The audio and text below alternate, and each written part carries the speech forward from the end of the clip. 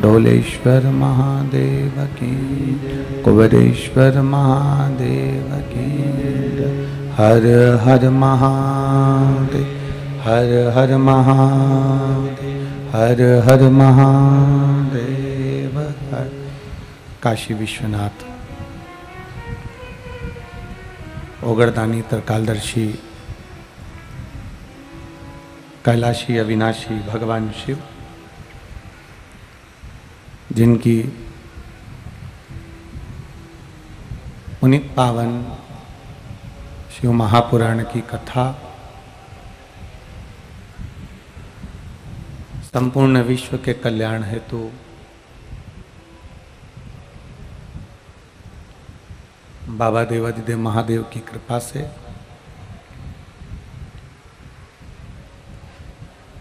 नेपाल देश की शिवमय भूमि, भगवान शंकर की कृपा और उनकी उदारता से महामनीषी श्री निरंजन स्वामी जी, जिनका अथक प्रयास जिस भूमि पर, जिस देश में भगवान शिव कंकर कंकर में समाये हैं, जिस पवित्र भूमि पर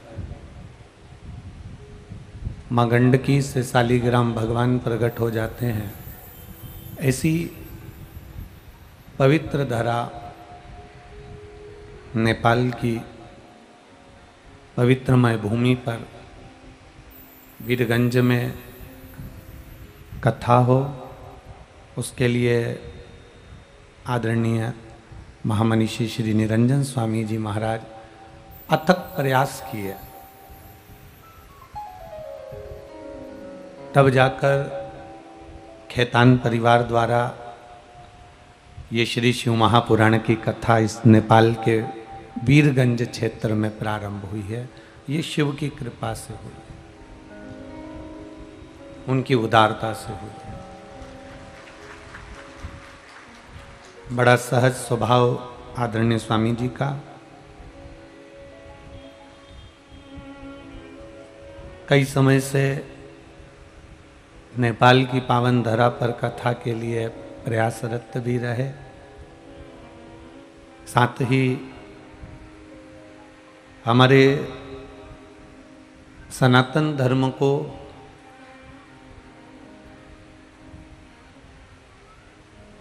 संपूर्ण देशों में जनमानस तक पहुंचाने वाले सनातन धर्म विभूषण श्री राजराजेश्वर गुरुजी महाराज लंदन यूके से आप हमारे सनातन धर्म को जनमानस तक पहुंचाना और संपूर्ण देशों में कहीं ना कहीं सनातन धर्म की ध्वजा को फहराने का कार्य कर रहे हैं। आदरणीय राजराजेश्वर गुरु जी को नमन करता हूँ और बाबा से यही प्रार्थना करता हूँ कि हमारे सनातन धर्म की ध्वजा संपूर्ण देशों में ऐसे ही विद्यमान रहे। एक छोटे से विनय पर स्वामी जी द्वारा एक छोटा सा निवेदन आदरणीय राजराजेश्वर गुरु जी से कहा गया और आपने वो छोटा सा निवेदन स्वीकार किया और स्वीकार कर नेपाल देश की इस पावन धरा वीरगंज में पधारे। यही शिव की कृपा है। महंत श्री राम बालक दास जी महाराज जी रायपुर छत्तीसगढ़ से, जो छत्तीसगढ़ की पावन धरा पर जनमानस की सेवा में तल्लीन है, अपने एक आनंद के साथ में भगवान की विरल भक्ति को अपने हृदय में संजोते हुए और भक्ति को अपने हृदय में निवास करते हुए संपूर्ण विश्व में भगवत दर्शन का एक आनंद सुख प्राप्त करते हैं। बहुत बहुत चरणों को नमन करते हैं। पंडित गौरी गौरांगी जी जो कि अयोध्या के निवासी हैं, श्री राम कथा श्रीमद् भागवत कथा की आप प्रखर वक्ता, आपकी ओजस्वी वाणी संत समाज को और संपूर्ण सनातन धर्म को एक आनंदता प्रदान करती है। कथा मंडप में विराजमान सभी संत साधु गुरुजन ब्राह्मण जन तपस्वी जन, मुख्य यजमान श्री सुनील खेतान जी, खेतान परिवार, केवल एक यही शिव महापुराण की कथा खेतान जी नहीं कराए। जिस क्षेत्र में कथा हो रही है, वीरगंज के जिस क्षेत्र में कथा हो रही है, जहाँ से आप निकल कर जहाँ तक जाते हैं, वीरगंज के आसपास में जितने भी वृक्षारोपण आपको मिलेंगे वो श्री खेतान जी के परिवार द्वारा ही लगाए हुए मिलेंगे। एक और ये शिव महापुराण का वृक्ष भी नेपाल में, नेपाल देश में आप लगा रहे हैं।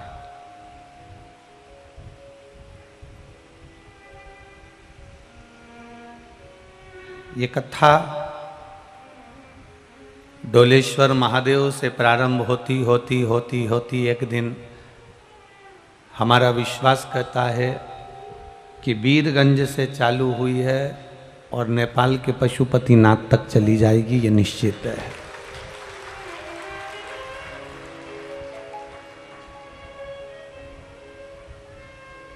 खेतान परिवार पर स्वामी जी का बड़ा आत्मीय प्रेम है। हमने इनका देखा एक बार जब ये वहाँ मिलने के लिए जब दिल्ली पहुँचे, नोएडा, तो बड़ा आत्मीय प्रेम था। हमने देखा ऐसा गुरु और शिष्य का जो प्रेम होता है ये कोई सहज और सरल नहीं होता, ये परमात्मा की भक्ति से ही प्राप्त होता है। बड़ी और यही आत्मीय प्रेम है, यही एक आनंद का विषय है।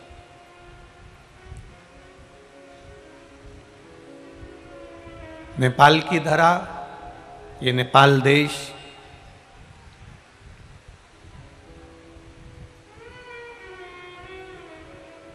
जिस भूमि पर जन्म लेने वाली मां जानकी मैया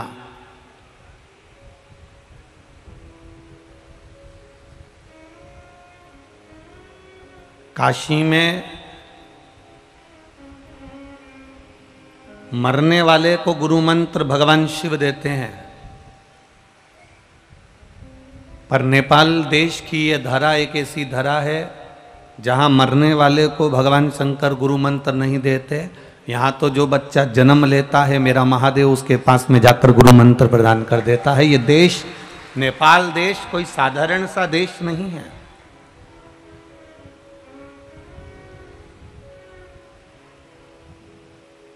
संस्कारों से बंधा हुआ है। हमारे यहाँ तो आज भी गाड़ी के नंबर भी अंग्रेजी में लिखे होते हैं। गाड़ियों पर जो नंबर प्लेट लगी होती है उसमें अंग्रेजी में लिख देते हैं। पर नेपाल देश की अगर सबसे प्रबलता देखी जाए तो यहाँ गाड़ियों के नंबर भी हिंदी में लिखे हुए होते हैं, अर्थात हिंदी और बिंदी को ये संजो कर चले हों।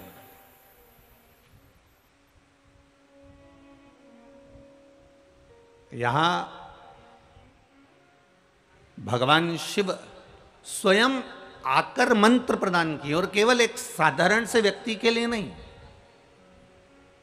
एक कोई ऐसा नहीं है कि बहुत धनपति होगा तो मेरा महादेव आएगा और मेरा महादेव मंत्र देकर जाएगा। कोई बहुत पैसे वाला होगा तो मेरा महादेव आएगा और मंत्र प्रदान कर कर जाएगा। कोई बहुत करोड़पति होगा तो मेरा महादेव आएंगे और उसको मंत्र देकर जाएंगे। शिव महापुराण की कथा कहती है मेना, धन्या और कला, ये तीनों पितरों की बेटियां।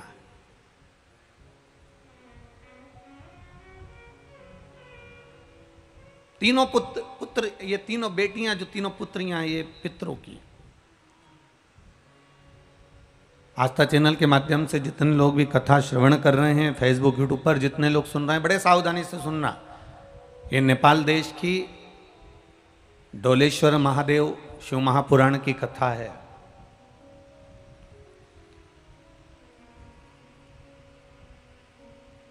स्वामी जी कह रहे थे कल, कह महाराज जी, पहले लोग केवल पशुपतिनाथ दर्शन के लिए काठमांडू जाते थे, पर जब से लोगों ने डोलेश्वर महादेव का बार बार वर्णन व्यासपीठ से सुना, तो अब जो पशुपति जाता है सबसे पहले डोलेश्वर का विचार कर कर जाता है कि उसको डोलेश्वर महादेव जाना है, डोलेश्वर महादेव का दर्शन करना है।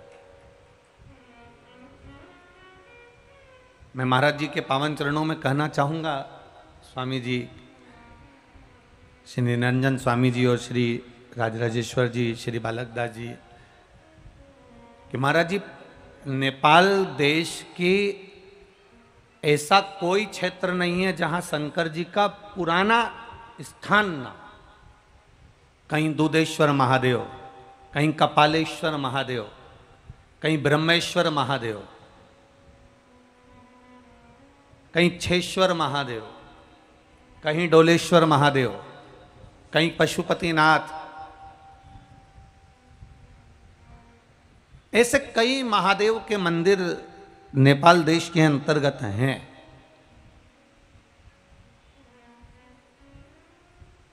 और बड़ा विशेष प्रेम, मेरे महादेव, ये पूरा ब्रह्मांड, पूरी पृथ्वी, ये देश तो हम कहते हैं कि ये भारत देश है, नेपाल देश है, ये इंग्लैंड है, ये अमेरिका है, पर मेरे भगवान के लिए तो देश मूल नहीं, मेरे भगवान के लिए मृत्यु लोक मूल है,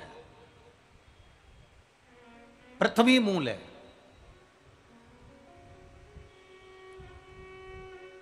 मेरा शिव वास करता है भूलोक पर, पृथ्वी पर। ब्रह्मा ब्रह्मलोक में रहते हैं, इंद्र इंद्रलोक में रहते हैं, भगवान नारायण बैकुंठ लोक में रहते हैं, पर मेरे देव अधिदेव महादेव जिस भूमि पर निवास करते हैं वो साधारण सी भूमि नहीं, वो मृत्यु लोक, शिवलोक, भगवान शंकर का कैलाश धाम, यही पृथ्वी पर है, यही पृथ्वी। तो पितरों की 3 कन्या, मैना, धन्या और कला, ये 3 कन्या पितरों की। सनकादि ऋषि बैठे थे, तब साधना में लीन थे, भगवान की विरल भक्ति में लीन थे, तप में डूबे हुए थे। मैना धन्या कला का निकलना हुआ, अपने पिताजी से मिलने के लिए बेटियां जा रही थीं। मैना का निकलना हुआ, और मैना का निकलना हुआ और उनके जो लहंगा था, उनका जो वस्त्र था, वो वस्त्र में जो झुमर झुमके लगे हुए थे, जो दर्पण लगे हुए थे, हीरा लगा हुआ था, सोना लगा हुआ था, कुछ कारीगरी उस लहंगे में जो करी हुई थी। तो मैना जब निकल कर गई तो उसके लहंगे के, उसके वस्त्र की चोट सनकादि ऋषियों को लग गई, सनत कुमारों को लगी। अब मैना निकल कर गई तो चोट लगी, धन्या निकल कर गई तो चोट लगी, कला निकल कर गई तो चोट लगी। बार बार जब संतों को चोट लगी, सनत कुमार को थोड़ा सा क्रोध जागृत हो गया।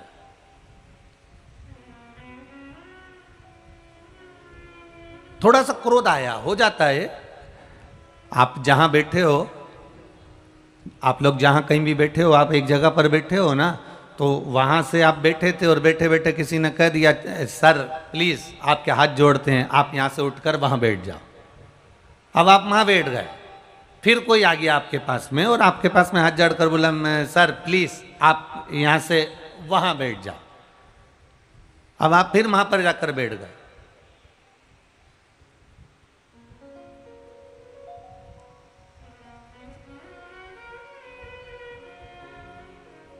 जैसे शादी में, जब आजकल तो होटलों से शादी हो जाती है, बड़े बड़े भवन बन जाते हैं। पहले शादियों में, जब गांव खेड़े में शादियां होती थी, छोटे छोटे क्षेत्रों में शादी होती थी, तो ऐसा गद्दों का और रजाई का ढेर लगा दिया जाता था। और गद्दे रजाई का ढेर लगाकर सब कोई, आधों को इधर सुला दिया, आधों को उधर सुला दिया, टेंट लगाया, उसमें सब, ठंड का समय, भयंकर ठंड, और सबको वहां सुलाने के लिए गादी और रजाई दे दी। अब रजाई दे दी, बेचारे 4 बुजुर्ग, अब 4 बुजुर्ग लोग अब इधर जाकर सो गए। अब इधर जाकर सोए और इतने में उन्होंने रजाई वजाई ओढ़ी और ठंड का भयंकर समय, और रजाई ओढ़कर सोए और सोने के 1 घंटे बाद इन्होंने एक तो ठंड, और ठंड में रजाई ओढ़ी, ओढ़ने के बाद रजाई धीरे धीरे धीरे धीरे गर्म हुई। अब गर्म होते से ही थोड़ी देर गर्म हुई, इतने में 2-3 लड़के आए और लड़कों ने आकर कहा, नहीं दादाजी, नहीं दादाजी, आप यहाँ नहीं सोओगे, ये कमरा तो हमारा है, हम यहाँ सोएंगे। अब दादाजी उठकर रजाई छोड़कर दूसरी जगह चले गए। अब दूसरी जगह उन्होंने फिर बेचारों ने रजाई ली। अब ठंड का समय, अब बड़ी मुश्किल से फिर रजाई ओढ़ी। अब रजाई आधा 1 घंटा में फिर गर्म हुई। इतने में लड़कियां आ गईं, छोरियां आ गईं। अब लड़कियों ने आकर कहा, नहीं दादाजी, नहीं दादाजी, हम यहाँ पर रहेंगे, तुम दूसरी जगह चले जाओ। अब दादाजी फिर रजाई उठाए, फिर गादी उठाए, फिर तीसरी जगह बिछाई, तीसरी जगह बिछाई, फिर रजाई उन्होंने 1 घंटे में गर्म करी ओढ़कर, क्योंकि रजाई भी ठंडी और ठंड का समय, बड़ी मुश्किल से रजाई फिर गर्म करी और गर्म करी, फिर कहीं का आ गया। और चौथी बार फिर दादाजी आपको उधर जाना पड़ेगा, उधर बैठना पड़ेगा। दादाजी ने फिर गद्दा बिछाया, फिर रजाई ओढ़ी और रजाई फिर बड़ी मुश्किल से 1 घंटे में गर्म हुई। अब की बार कोई आने के गया, आकर कहा, दादाजी आपको वहां जाकर बैठना पड़ेगा। इतने में तो दादाजी को गुस्सा आ गया और गुस्से में आकर बोले, हम केवल क्या बारात में आए कि रजाई गर्म करने आए? जब देखो जब हमारी गर्म की गर्म रजाई कोई दूसरा लेकर चले जाता। अब आधे घंटे में तो हम ओढ़ के उसको गर्म करते और मालूम पड़ा दूसरा लेकर चले जाते।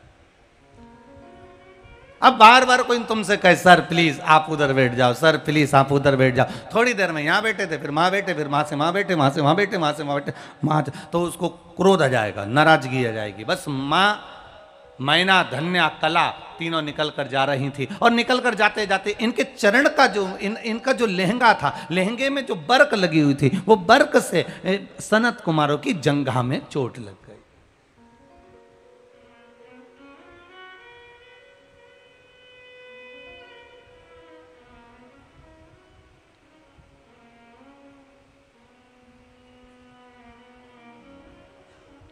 और जो जंघा में चोट लगी, जो जंघा में चोट लगी, बस सनत कुमारों को क्रोध आ गया। और सनत कुमारों को क्रोध आया और उन्होंने कह दिया, मैना, धन्या, कला, तुम पितरों की 3 बेटियां हो और पितृलोक में रह रही हो। दुनिया का सबसे सुंदर लोक है पितृलोक, पितृलोक, जहां पर पितृ निवास करते हैं। लोग कहते हैं कि गुरुजी हमारे पूर्वज मुक्त हुए कि नहीं हुए, हमारे पूर्वजों का मोक्ष हुआ कि नहीं हुआ। शिव महापुराण की कथा कहती है, जब तक पितृलोक में पितृ रह रहे हैं वो बड़े सुखी रहते हैं, बड़े आनंद में रहते हैं।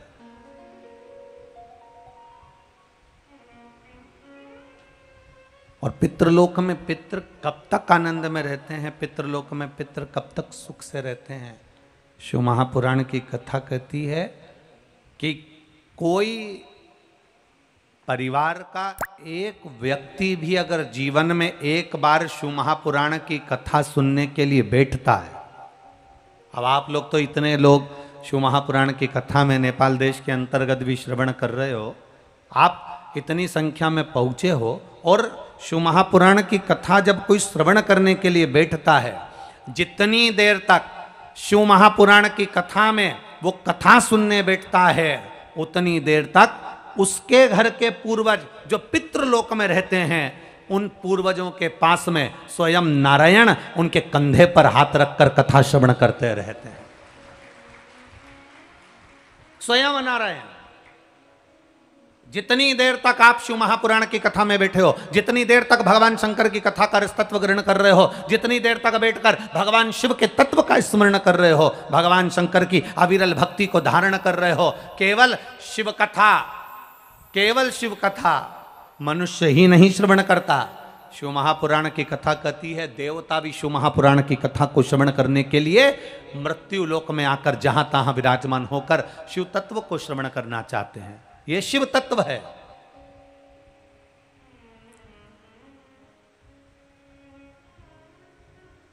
अविरल भक्ति देने वाली शिव। बखान क्या करूं मैं राखों के ढेर का, चपटी भभूत में खजाना कुबेर का। हे गंगधार मुक्ति द्वार ओमकार तू, भोले ओमकार तू। आयो शरण तिहारी शंभु तार तार तू। कैलाश के निवासी नमो बार बार, नमो बार बार। आयो शरण तिहारी शंभु तार तार तू। बखान क्या करूं मैं राखों के ढेर का, चपटी भभूत में खजाना कुबेर का। शिव पुराण कह रही, जितनी देर तक आप बैठकर शिव तत्व को सुनते हो, जितनी देर तक बैठकर आप शिव महापुराण को श्रवण करते हो, जितनी देर तक बैठकर आप भगवान शंकर की चर्चा करते हो, उतनी देर तक नारायण बैकुंठ छोड़कर पितृलोक में निवास कर कर पितरों के कंधे पर हाथ रखकर शिव महापुराण की कथा पितृलोक में श्रवण करते हैं। शास्त्र कहता है महाराज, खेतान जी बहुत बहुत साधुवाद है।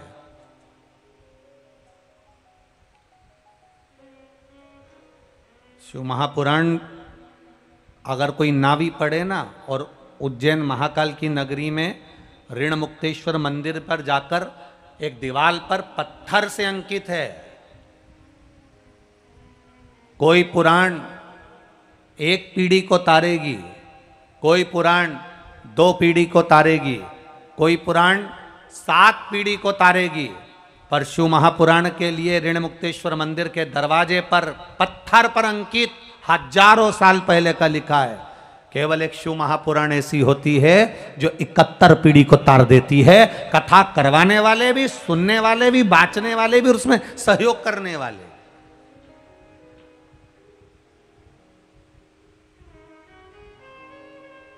ये खेतान परिवार का सौभाग्य।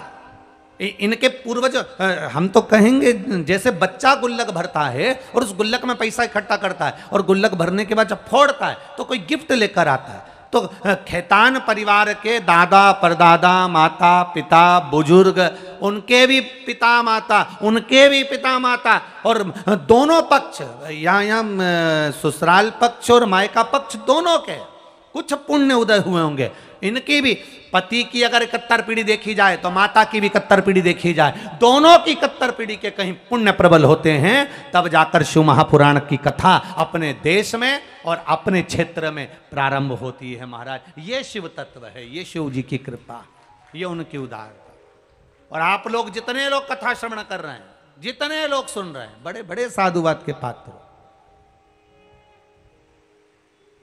कुछ तो पुण्य करा है वीरगंज वालों ने, ये पक्का है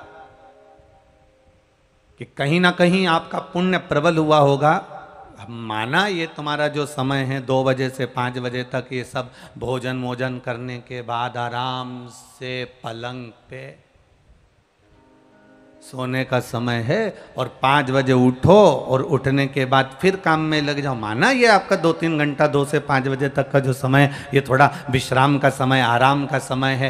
पहला दिन ऐसा रहेगा, थोड़ा थोड़ा आपको भी ऐसा लगेगा कि हाँ कथा हो रही है, और थोड़ा सा ऐसा लगेगा कि बहुत गर्मी भी है, ताप भी है।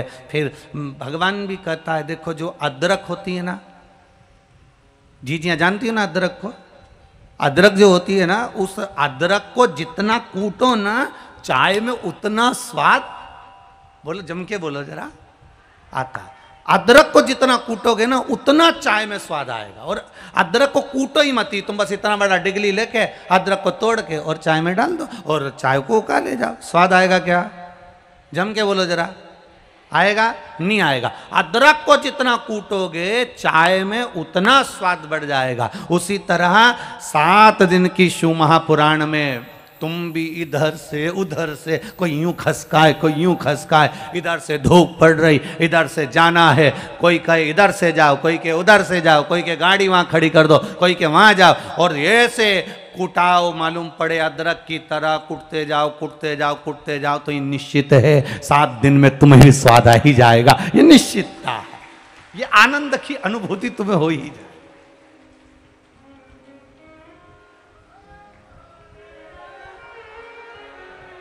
ये कहीं ना कहीं तो हो सकता है थोड़ा थोड़ा अदरक को थोड़ा ज्यादा कूटना पड़ेगा। तो अब तुमसे कोई कह दे कहां गई थी तू, तो कह देना सिलवत्ते में कुटने गई थी। अब कोई पूछ ले, मान लो गई कहाँ थी तू, है इतना, वो तो फिर भी यहाँ तो फिर भी तुम लोग बड़े आराम से बैठे हो, बहुत। नेपाल में कथा है ना, दूसरे देश में, इसलिए तुम बहुत आराम से बैठे हो। अभी इंडिया में कथा होती ना, महाराज जी, तो तब और मालूम पड़ जाता तुमको, ये वाला पाँव इस पे, ये वाला पाँव इस पे। अब फिर अदरक को टांग दो जोरदार, उधर सड़क, फिर इधर से मालूम पड़े पानी पी रही थी, खुद ढुल गया उस पे। अब अदरक को टांग दो, फिर कुटाने के बाद उसका स्वाद। बोल बम का नारा है, बाबा एक सहारा है, सारी समस्या का हल एक लोटा जल। बस शिव तत्व को हमें जानना है, भगवान शंकर की अविरल भक्ति को। तुम मैना धन्या कला के वो लहंगे से जो चोट लगी है महाराज, वो श्रेष्ठ नहीं।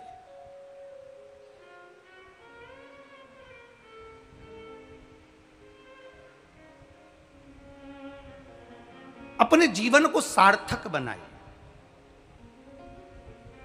मैना धन्या कला, तुम अपने पिता से मिलने जा रही हो और संत बैठे हैं और संत के चरण पर चोट लग रही। शिव महापुराण की कथा कहती है, कोई भजन कर रहा हो, कीर्तन कर रहा हो, मंत्र जाप कर रहा हो, कोई तुम्हारे घर में बैठकर भगवत नाम भी जप रहा है, भगवान का भजन भी कर रहा है, तुम्हारे घर में बैठकर भगवत नाम का रसतत्व भी ग्रहण कर रहा है, तुम्हारे घर में बैठकर भगवान की अविरल भक्ति को भी धारण कर रहा है, तो शिव महापुराण कथा कहती है कि उसको दुख नहीं होना चाहिए, उसको कष्ट नहीं होना चाहिए, उसको तकलीफ ना हो।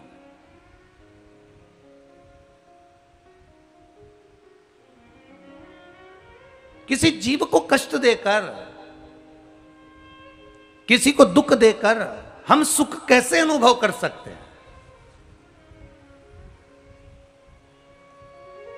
किसी को कष्ट देकर हम सुख का अनुभव कैसे कर सकते हैं?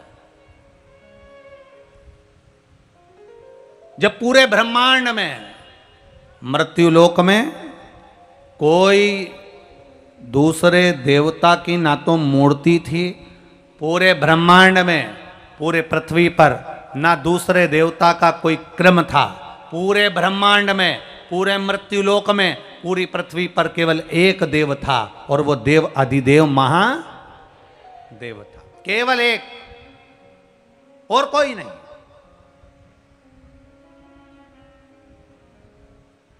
अच्छा, इतने लोग बैठे हैं, आप लोग ईमानदारी से बोलना, बुजुर्ग माताएं भी बैठी हुई हैं।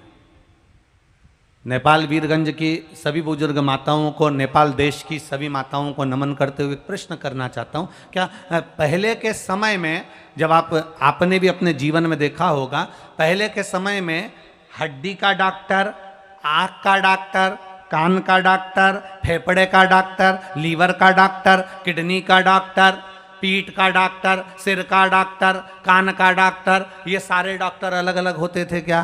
ईमानदारी से बोलना, होते थे? नहीं, एक डॉक्टर होता था, बस उसके यहाँ चले जाओ, जाकर कह दो साहब फेफड़ा दुखा, साहब सिर दुखा, साहब आंख दुखी, साहब कान दुखा, साहब नासिका दुखी, साहब दांत दुखा, साहब हड्डी दुखी, साहब पाँव दुखा, तो वो सारा इलाज एक ही कर देता था। अब जैसे जैसे विज्ञान बढ़ा, जैसे जैसे हमारा ज्ञान बढ़ा, वैसे वैसे ये डॉक्टर होन भी बढ़ गए। साहब ये आँख का है, ये कान का है, ये जीवान का है, ये दांत का है, ये हड्डी का है, ये किडनी का, ये लीवर का, ये फेफड़े का, ये चेस्ट का, ये कमर का, ये कंधे का। अभी और रुको, अभी 10-20 साल में और नए नए नए नए और बढ़ते चले जाएंगे, शाखाएं बढ़ गई। पहले एक डॉक्टर था, सबका इलाज कर देता था। इसीलिए पहले केवल एक डॉक्टर था, देव अधिदेव महादेव, सबका इलाज कर देता था। जो आया उसको था, पशु आया, पक्षी आया, जलचर आया, थलचर आया, वायुचर आया, देव आए, मनुष्य आए, असुर आए, राक्षस आए, अप्सरा आई, गंधर्व आए, जो आया महादेव की शरण में, महादेव सबको तार देते, सबको।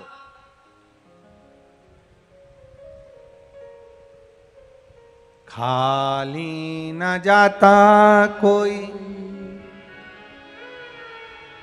दर से तुम्हारे, खाली न जाता कोई दर से तुम्हारे, मैं भी खड़ा हूँ नन्ही बाहें पसारे, अपने हृदय से लगा लो, लगा लो, गिरा जा रहा हो, उठा लो, उठा प्रभु अपने दर से अब तो न टालो, गिरी जा रही हो, उठा लो। एक डॉक्टर होता था, सब इलाज कर देता था। एक महादेव होता था, सबका इलाज कर देता। एक की शरणागति। एक पत्र आया है, देखिए, बड़ा सुंदर भाव।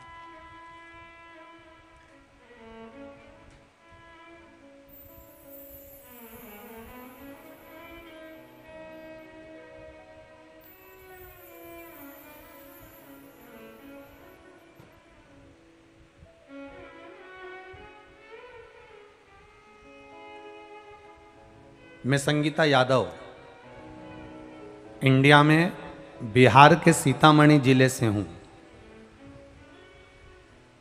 मेरी माँ जो नेपाल की ही रहने वाली हैं, मलगवा की निवासी हैं, नेपाल की। कहीं बैठी हैं? संगीता जी यादव आप ही हैं? दोनों हाथ हिला दो एक बार ऐसा। मैं संगीता यादव, इंडिया में बिहार की रहने वाली हूँ। मेरी माँ नेपाल के ही, नेपाल देश में ही मलगवा की निवासी हैं। मैं क्या वर्णन करूं गुरुदेव, सारे डॉक्टरों का इलाज करवाया मेरी माता के लिए, पर उनको कोई आराम नहीं लगा। सारी दवा खिलाई, आराम नहीं लगा। तब टीवी के माध्यम से शिव महापुराण की कथा सुनकर मैंने मेरी माता को कहा, माँ एक लोटा जल महादेव को चढ़ाया करो और चढ़ी हुई बेलपत्र को भगवान से लेकर औषधि के रूप में खाया करो। गुरुदेव बाबा की कृपा का क्या वर्णन करें। हम नेपाल के करीब में हैं और मेरी माँ नेपाल में है। रुद्राक्ष यहाँ पर बहुत होता है, रुद्राक्ष यहाँ प्राप्त भी जल्दी हो जाता है। गुरुदेव फिर भी हम 26 अप्रैल 2022 को सीहोर गए और वहाँ से रुद्राक्ष लेकर आए। उस रुद्राक्ष को पानी में गलाते, शिव जी को चढ़ाते और उस पानी को मेरी माँ ने पीना चालू करा। आज बाबा की कृपा से मेरी माँ पूर्ण तरह से ठीक हैं, इसलिए हम यहाँ प्रणाम करने के लिए आए हैं, नमन करने के लिए। खाली न जाता कोई दर से तुम्हारे, मैं भी खड़ी हूँ नंदी बाहें पसारे। आपका किया गया तप, आपका किया गया भजन, आपका किया गया सुमरन, आपका किया गया मंत्र जाप, आपका किया गया नाम जाप खाली नहीं जाता। आज भले दुनिया के लोग भटक रहे, आज बड़े दुनिया के लोग भ्रमित हो रहे। बुजुर्ग बुजुर्ग लोग जानते हैं, एक ही डॉक्टर सारा इलाज कर देता था। पहले के लोग नहीं जानते थे कि ये अलग है कि वो अलग है। केवल एक मेरे महादेव को एक लोटा जल चढ़ाते थे, सूर्य भगवान को अर्घ देते थे और भगवान का भजन करते थे और पार उतर जाते थे। आज मनुष्य भटक रहा है, मानव भ्रमित हो रहा है, भ्रमित। अब जिस देश में रह रहे हो,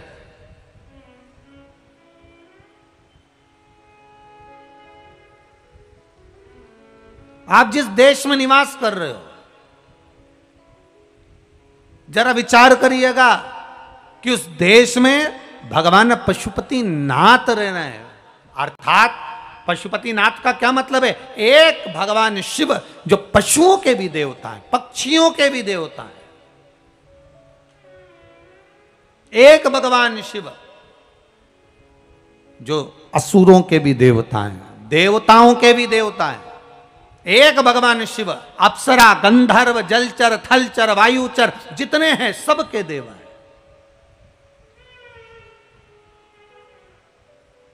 और हम उनकी भक्ति में रमे हुए हैं। जरा विचार करिए कितनी कृपा शिव की है। सबसे कीमत वाला शरीर है ये। कौन सा शरीर? मनुष्य का शरीर सबसे कीमत वाला है। एक किडनी की कीमत, दूसरी किडनी की कीमत किसी हॉस्पिटल में जाके मालूम करना कितना कीमत वाला है। अब तुम किसी एक साधारण जीव जंतु, चिड़िया, पशु, पक्षी को लेकर चले जाओ, उसकी इतनी कीमत मिलेगी क्या?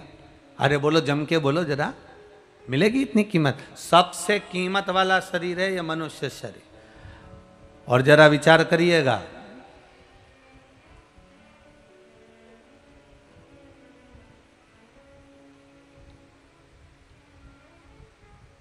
आपको बुरा तो नहीं लगेगा? अरे बोलो तो रे जरा, नहीं लगेगा ना? 25 लाख की गाड़ी में डीजल और पेट्रोल नहीं डाला जाए और क्रोसिन का तेल और घासलेट डालकर चला लोगे क्या? अरे जम के बोलिए जरा, नहीं चला सकते ना? नहीं हो सकता है 50 लाख की गाड़ी, और अगर तुम्हारे 50 लाख की गाड़ी में, 60 लाख की गाड़ी में, 1 करोड़ की गाड़ी में डीजल पेट्रोल नहीं है, तो तुम क्या वो घासलेट का तेल, क्रोसिन का तेल डालकर चला सकते हो 1 करोड़ की गाड़ी? 50 लाख की गाड़ी? नहीं नहीं, मशीन बेकार हो जाएगी। नहीं नहीं, गाड़ी बेकार हो जाएगी। 50 लाख की गाड़ी है, 1 करोड़ की गाड़ी है, 70 लाख की गाड़ी है, 80 लाख की गाड़ी है, 60 लाख की गाड़ी है, 25 लाख की गाड़ी है, 5 लाख की गाड़ी है। 5 लाख की गाड़ी में भी तुम घासलेट का तेल, क्रोसिन का तेल डालकर नहीं चलाते, तो फिर ये करोड़ों की गाड़ी में आड़ा टेढ़ा सामान डाल के क्यों चलाते?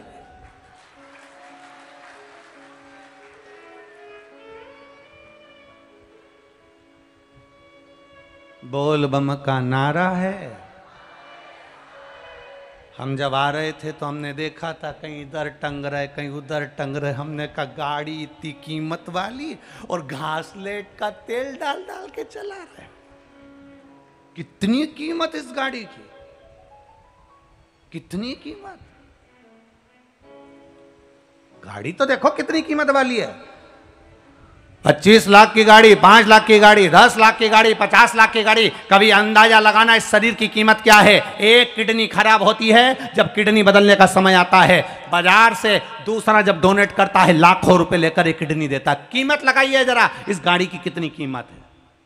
एक लीवर गड़बड़ होता है, उस लीवर की कीमत लगाइए। एक आंख गड़बड़ होती है, उस आंख की कीमत लगाइए। एक दांत बेकार हो जाता है तो उस दांत की कीमत लगाइएगा कि वो दांत चले गया तो आपको कितना कष्ट भोगना पड़ रहा है। शरीर के एक एक अंग की कीमत लगाइए। 50 लाख की गाड़ी को घासलेट के तेल से, केरोसिन के तेल से मत चलाओ, गाड़ी की मशीन खराब हो जाएगी। उसी तरह इस शरीर को आड़ा टेढ़ा खा के मत चलाओ, मशीन खराब हो जाएगी, बाद में दुख हो जाएगा, ये चल नहीं पाएगी। आजकल बीमारी इतनी बढ़ गई साहब, ये मशीन गड़बड़ हो गई ना तो बीमारी इतनी बढ़ गई। 15 साल के बच्चे को तो अटैक आ जाता है, हार्ट अटैक। 15 साल का बच्चा, 10 साल का छोरा, 5 साल का बच्चा, शुगर। 5-5 साल के, 8-8 साल के बच्चे को शुगर हो गई। बुजुर्ग माताओं के आंख में आज भी चश्मा नहीं है। अभी हम अगर इसी नेपाल देश की बुजुर्ग माताओं से मिले तो उनकी आंख में आज भी चश्मा नहीं है। और नई नवेली बहू, इतनी डेंटिंग पेंटिंग करने वाली, और मालूम पड़े अभी भी ऐसी डब्बी में से निकाल के, और चश्मा तो आजकल लगाती नहीं क्योंकि चश्मा लगाने में उसका फैशन जाए, तो इतनी सी डब्बी में ना जाने क्या रखा रहता है, उसको निकालेगी और आंख को ऐसा फाड़ेगी। क्या बोलते जी? हाँ बस तुम समझ गए ना, कथा हो गई समझ। बस महाराज तो समझाया, तुम समझ जाओ, बस हो गया। हो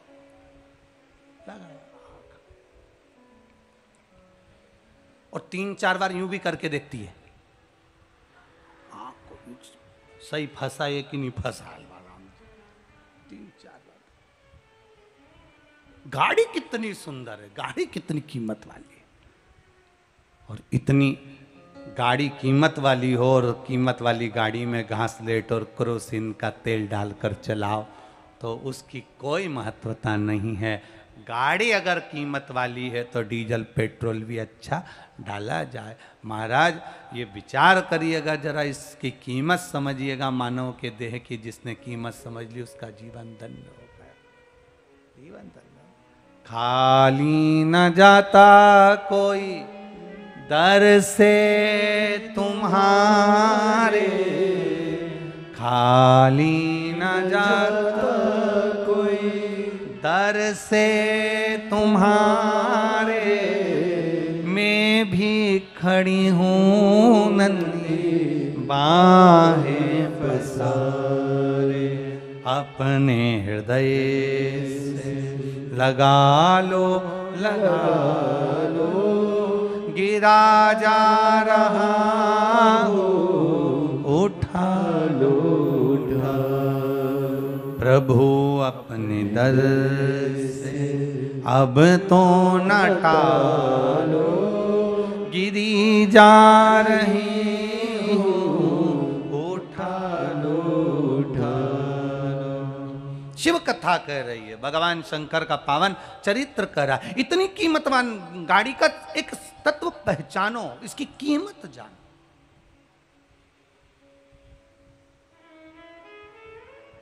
जानो शिव कथा कह रही है, शिव महापुराण की कथा कह रही है। मैना, धन्या, कला, तीनों के लहंगे की चोट लगी सनत कुमार जी को और सनत कुमार को क्रोध आया, श्राप दे दिया।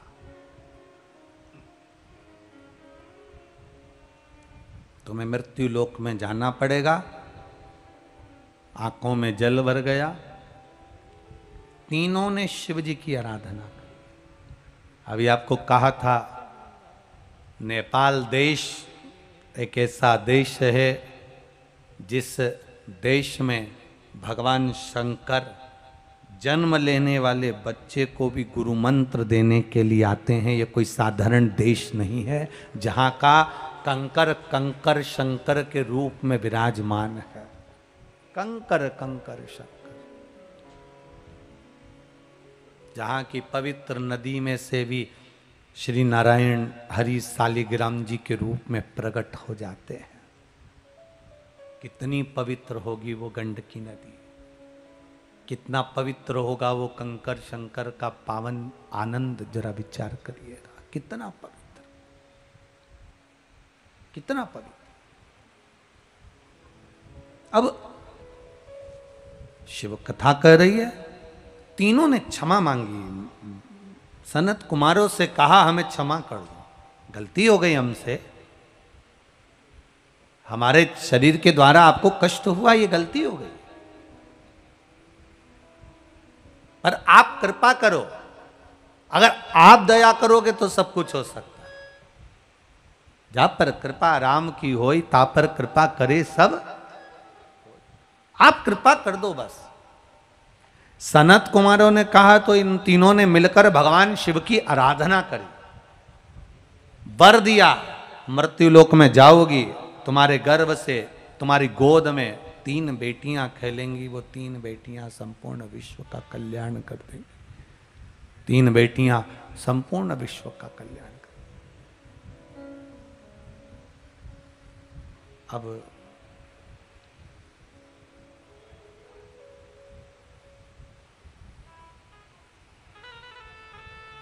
मैनावती की गोद में मां पार्वती जी है। जरा ध्यान देना, डोलेश्वर महादेव शिव महापुराण की कथा चल रही है, और आपको कहा कि भगवान शिव आकर गुरु मंत्र देते हैं नेपाल देश की इस धरा पर, तो हमको जरा गहनता में लेना पड़ेगा कि नेपाल देश की इस धरा पर देवाधिदेव महादेव के इतने मंदिर पूरे नेपाल देश में, पूरे नेपाल देश में,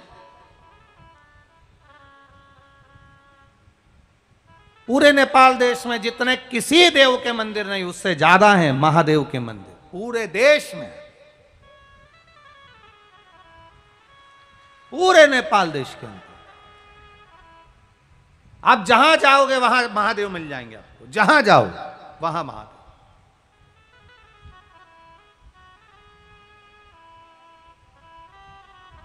और बड़े प्राचीन, बड़े प्राचीन, कई कई मंदिर तो इतने प्राचीन हैं जहां केवल आप जाकर बैठे और आपको ऊर्जा प्राप्त होती है महाराज, आपको बल मिलता है। पशुपतिनाथ, दुधेश्वर नाथ, डोलेश्वर, ऐसे कई मंदिर हैं नेपाल देश के जहां केवल आप जाकर बैठे हो और आपको बल मिला।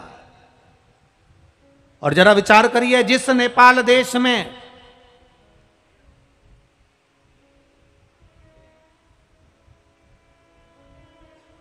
पूरे विश्व को अगर किसी देश ने ढेरों माल दिया हो, ढेरों संपदा दी हो, कोई कहता है अमेरिका ने उसको ये दिया, कोई कहे भारत ने उसको ये दिया, कोई कहे पाकिस्तान ने ये दिया, कोई कहे इंग्लैंड ने ये दिया, कोई कहे हालैंड ने ये दिया, कोई कहे चीन ने ये दिया, पर नेपाल देश ने संपूर्ण विश्व को अगर कुछ दिया है तो एक कन्या का सम्मान करने का, पूजन करने का एक क्रम नेपाल ने दिया है कि कन्या की पूजन कैसे करी जाती है, कन्या का आदर कैसे करा जाता है, एक छोटी सी कन्या का सत्कार कैसे करा जाता है, एक छोटी सी कन्या का मान सम्मान कैसे करा जाता है, एक छोटी सी कन्या में देवी कैसे देखी जाती है, एक छोटी सी कन्या में देवी का भाव क्या होता है, एक छोटी सी कन्या में देवी का क्रम क्या होता है, एक छोटी सी कन्या में देवी कैसे विराजमान होती है, एक छोटी सी कन्या में उसके चरण में देवी का कैसे आनंद होता है, छोटी सी कन्या में देवी का वास कैसे होता है। ये नेपाल देश ने संपूर्ण देश को बताया है कि छोटी सी कन्या में देवी का स्वरूप होता है। ये नेपाल देश बताता है।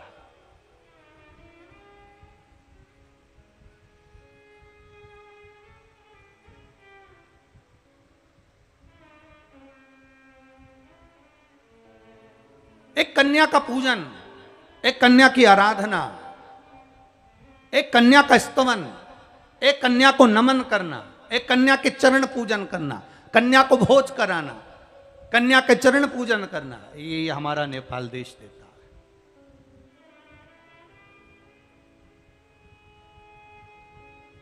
महाराज मैना, धन्या, कला तीन है। मैना जी के गर्भ से माता पार्वती, धन्या सुनैना बनी जिनकी गोद में माता जानकी जी आई हैं, कला कीर्ति बनी जिनकी गोद में राधा जी आई हैं, धन्या जो सुनैना बनी है वो धन्या कोई साधारण नहीं है। एक दिन मैना भगवान शंकर की शिवलिंग का पूजन कर रही थी। धन्या ने आकर पूछ लिया, तू कर क्या रही है? आखिर तू एकांत में बैठकर ये कौन से महादेव का पूजन कर रही है? एकांतेश्वर महादेव का पूजन करते करते धन्या ने पूछ लिया, तू आखिर कर क्या रही है? तो मैना कहती है, मेरे गर्भ में जो बच्चा है, मेरे गर्भ में जो संतान है, उसको मैं प्रबल बनाने के लिए, शिव तत्व को जानने के लिए शंकर की आराधना कर रही हूं। तो धन्या कहती है, मुझे भी शिव तत्व को जानना है, मुझे भी शिव तत्व को जानना। धन्या पर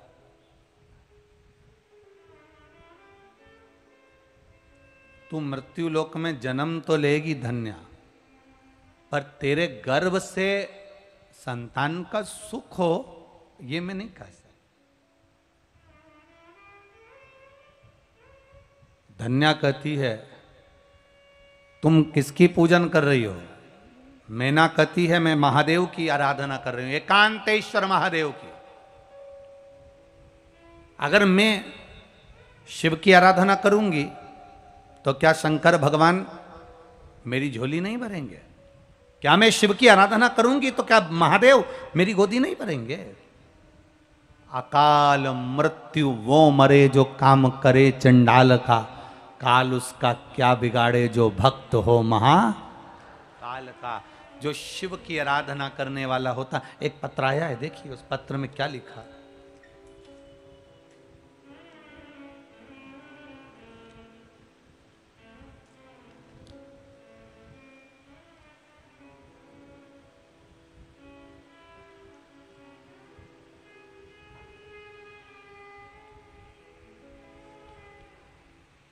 मेरा नाम कविता गुप्ता है, मैं गोरखपुर से आई हूँ।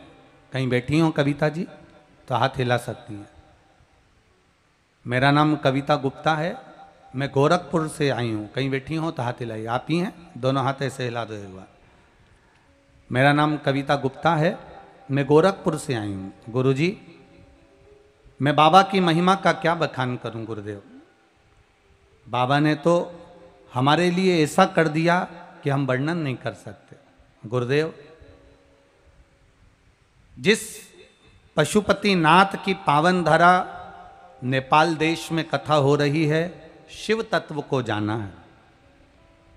आपने कई बार भगवान शिव की पशुपति नाथ व्रत का वर्णन करा और उन्हीं महादेव की कृपा से ये नेपाल देश की भूमि ने आपको भारत की भूमि से खींचकर नेपाल में बुला लिया। गुरुदेव, बड़े परेशानी में जीवन चल रहा था, बेटे का जॉब नहीं था, बहुत चिंता में थे।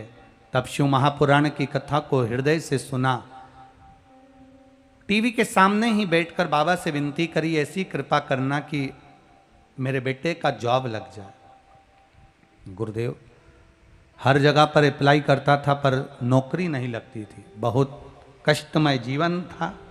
तब पशुपति नाथ का व्रत किया, शिव की आराधना करी, एक लोटा जल देवादिदेव महादेव को चढ़ाना प्रारंभ करा और बाबा की कृपा से मेरे बेटे की नौकरी रेलवे में ग्रुप नंबर डी में बाबा की कृपा से लग गई है। इसलिए मैं गोरखपुर से यहाँ पर कथा सुनने के लिए और प्रणाम करने के लिए।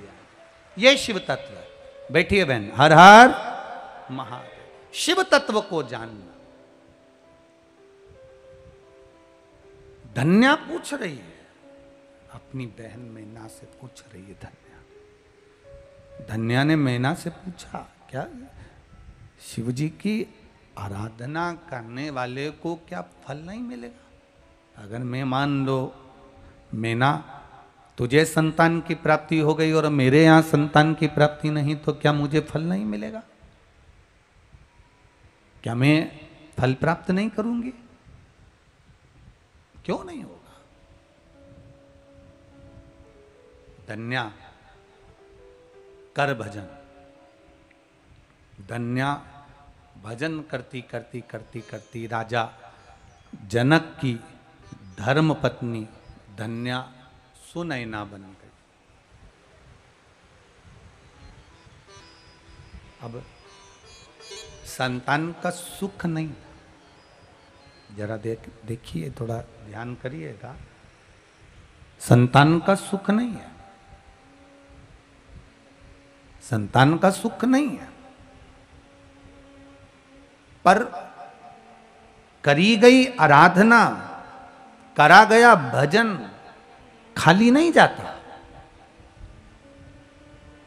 आप लोग जितने लोग भी शिव पुराण सुन रहे हैं, चाहे टीवी पर सुन रहे हो, मोबाइल पर सुन रहे हो, आस्था चैनल पर सुन रहे हो, चाहे या इस नेपाल देश की वीरगंज क्षेत्र में श्रवण कर रहे हो, आप कथा खाली नहीं जाएगी। आप आए हो ना कथा सुनने के लिए, आपको 7 दिन के बाद मालूम पड़ेगा कि ये झोली खाली नहीं है, भरी हुई है, और कितनी भरी है ये महादेव ही जान सकता है। ये खेतान परिवार कथा करा रहा है, ये वो महादेव ही जान सकता है कि क्या मिलेगा, क्या देगा वो देवाधिदेव महादेव, ये वो ही जान सकता है।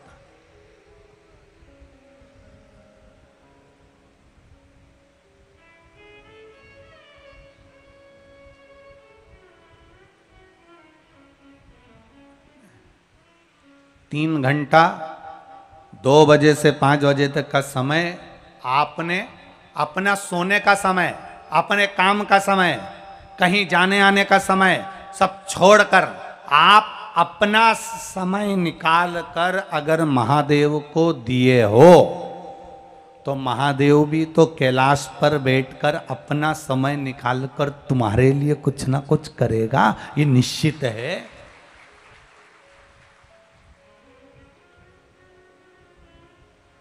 आप करे हो इसलिए वो कर रहा है।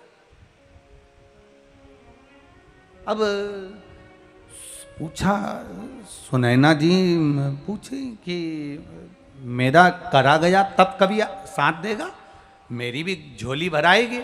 महादेव की पूजा कभी खाली नहीं जाती, शिव महापुराण कभी खाली नहीं जाती, भगवान का भजन कभी खाली नहीं जाता, भगवान के सामने शीश झुकाया कभी खाली नहीं जाता, भगवत नाम का कीर्तन कभी खाली नहीं जाता, भगवान का किया गया गुणगान कभी खाली नहीं जाता। जीवन में 1 लोटा जल अगर आपने देवाधिदेव महादेव को चढ़ाया है खाली नहीं जाता, शंकर भगवान को बेलपत्र चढ़ाई है खाली नहीं जाती। एक बेलपत्र का सुख क्या होता है ये संसार के लोग समझ नहीं पाएंगे, पर आने वाला समय इतना विचित्र हो जाएगा कि इस बेलपत्र की कीमत लोग धीरे धीरे जब रिसर्च करेंगे कि आखिर सियोर वाला महाराज क्यों कहता है कि शंकर जी पे चढ़ी हुई बेलपत्र खाओ, किडनी ठीक हो जाती है, लीवर ठीक हो जाता है, शुगर ठीक हो जाती है, थायराइड ठीक हो जाती है, बीपी ठीक हो जाता है। एक बेलपत्र में ऐसा क्या सुख है कि sugar, BP, thyroid, kidney, liver सब ठीक हो जाता है।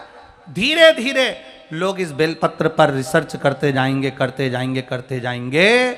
आने वाला समय ऐसा होगा कि लोग चाय की पत्ती को भी छोड़कर बेलपत्री की ही पत्ती की चाय बनाकर पीना चालू कर देंगे और अपने जीवन को सार्थक बनाएंगे। इस बेलपत्र को पहचानना कठिन है। पहले लोग मंदिर में बेलपत्र चढ़ती थी, फेंक देते थे। आज लोग पहचाने इस बेलपत्र को तो उठाकर खाते हैं, लाते हैं, अपने परिवार को देते हैं।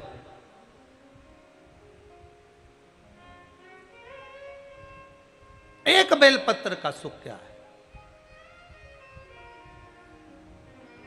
ये नेपाल देश के वीरगंज की जो कथा है आप लोग सुन जरूर रहे हैं, पर एक अंदाजा लगा कर बैठना, बाद में मालूम पड़ेगा कि ये कथा है। हमारे क्षेत्र में वीरगंज में कथा हुई, हमारे पास में कथा हुई, यहीं लगा हुआ था वीरगंज, और हम कथा सुनने नहीं जा पाए। आखिर कारण अगर चले जाते तो क्या दिया उसने वही जान सकता है, वो क्या देगा।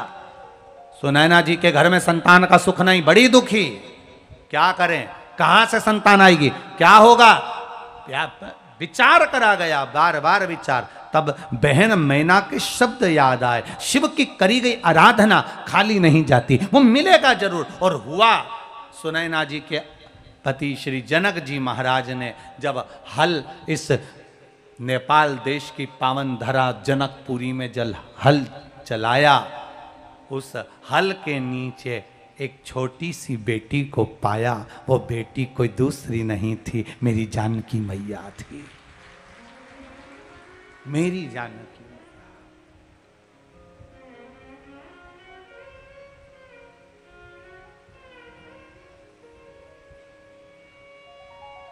साधारण कहा, इसीलिए कहते हैं महाराज, अजब है भोलानाथ ये दरबार तुम्हारा, दरबार तुम्हारा। अजब है भोलानाथ ये दरबार तुम्हारा, दरबार तुम्हारा। अजब है भोलानाथ ये दरबार तुम्हारा, दरबार तुम्हारा। अजब है भोलानाथ ये दरबार, सब गाइए, दरबार तुम्हारा। ओ गजब है भोलानाथ ये दरबार तुम्हारा, दरबार तुम्हारा।